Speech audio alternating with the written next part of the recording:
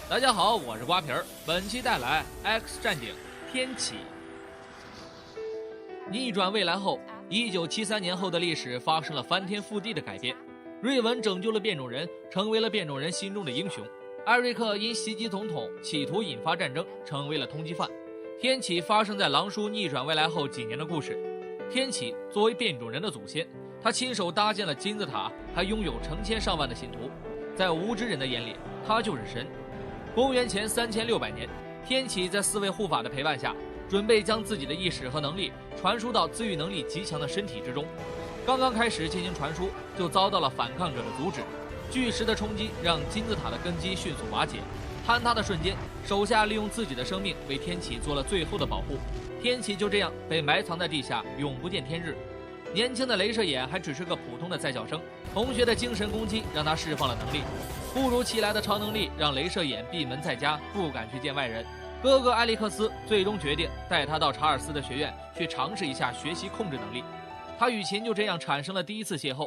在镭射眼蹬劈了一棵查尔斯家族的祖传大树后，他成功被录取。同样的时间，瑞文为了保护同胞，来到了一家变种人非法格斗场。天使在格斗场所向披靡，被强行抓来的夜行者即将成为下一个屠宰对象。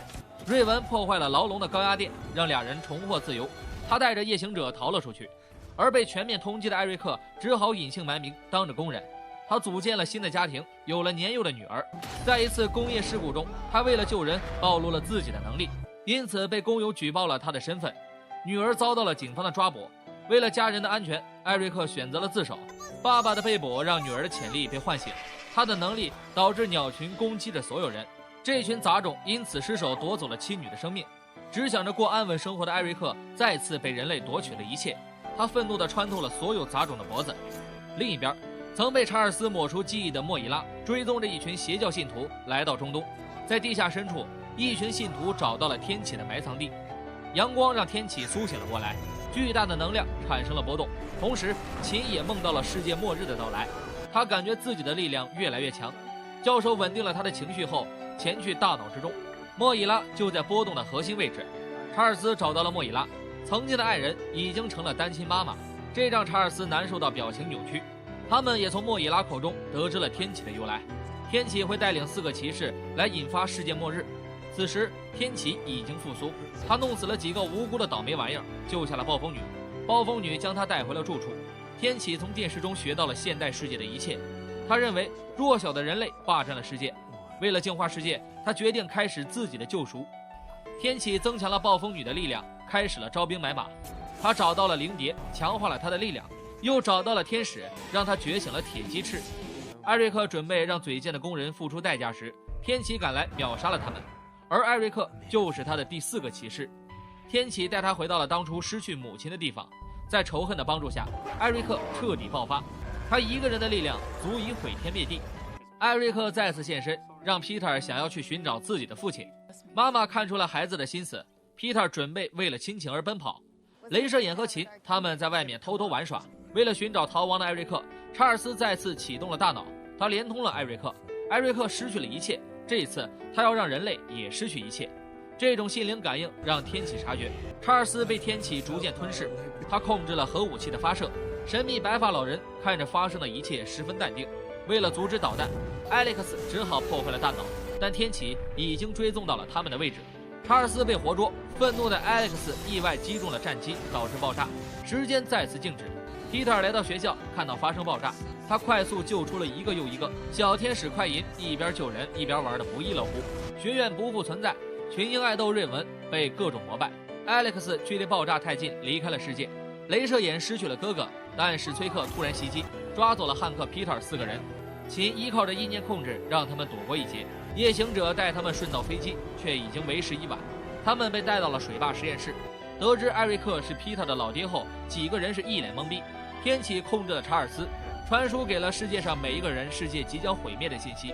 查尔斯留给了琴特殊信息，告诉了天启的位置。潜行的3人被追杀，秦放出了被改造的狼叔，狼叔能动手就绝不多给你比比，一路杀了出去，挠死了所有士兵。改造他的史崔克被吓得要尿裤子，他选择立马跑路。狼叔一路无双，谁也拦不住。秦帮助了狼叔，唤醒了他被抹去的部分记忆。狼叔最终逃了出去，救出所有人后，他们立即启程去营救查尔斯。而世界末日已经开始了，天启配合艾瑞克拆了大楼，搭建新的金字塔。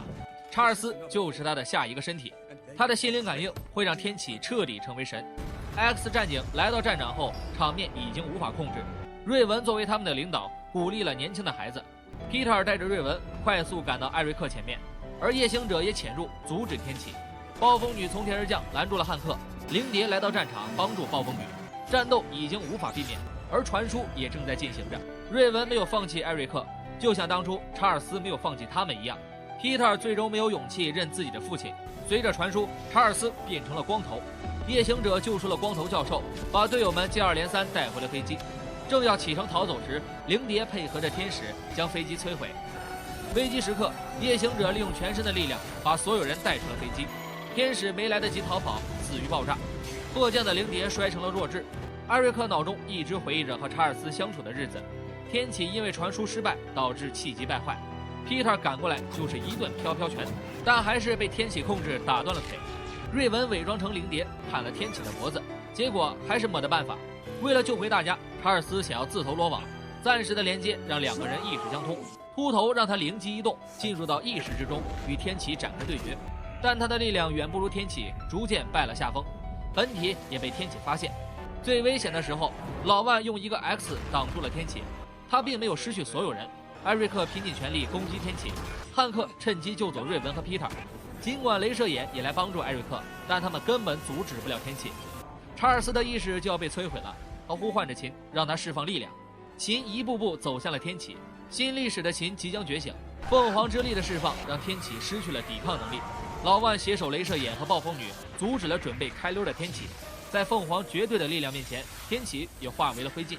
灵蝶暗中观察着一切，然后赶紧跑路了。查尔斯醒了过来，最重要的人都回到了他的身边。他恢复了莫以拉的记忆，变种人再一次拯救了世界。艾瑞克由通缉犯变成了救世主，他和琴携手重建了他们的家园。除了艾瑞克，所有人都知道 Peter 是他的儿子。艾瑞克和查尔斯永远都是最好的基友。艾瑞克重拾希望，离开了学院。新一代 X 战警也全部都留在了学院接受训练。片尾里，埃塞克斯公司拿走了狼叔的血清，为金刚狼3埋下了伏笔。好了，本期的节目到这里就结束了，欢迎订阅关注瓜皮的栏目，下一期金刚狼3不见不散。